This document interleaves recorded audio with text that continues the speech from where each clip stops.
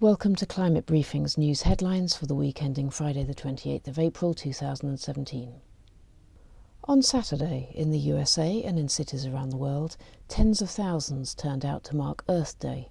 In addition to the traditional events, March for Science protests were held in response to proposed cuts to science budgets and to what's seen as a growing disregard for evidence-based knowledge in Washington.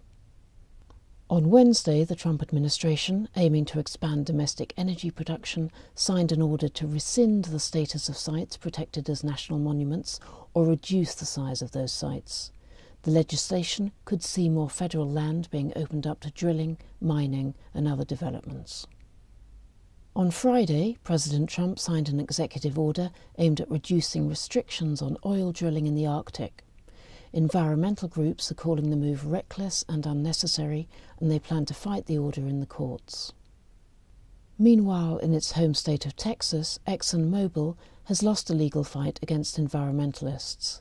The oil and gas corporation has been ordered to pay nearly $20 million after a judge ruled that it violated air pollution laws at its Baytown plant between 2005 and 2013.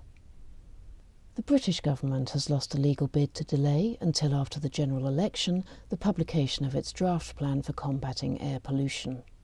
Dismissing the government's application, the High Court ordered that a draft plan be published by May the 9th.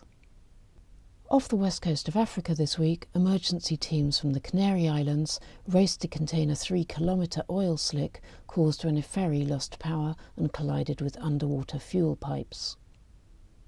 China says it is aiming for non-fossil fuels to account for around 20% of its energy consumption by the year 2030.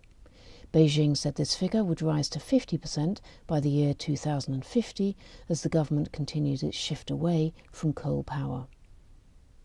The Global Wind Energy Council said this week that China would lead the way in the growth of wind power over the next 5 years. Other countries in Asia will also play a large part, including India, which installed more wind capacity last year than in any previous year.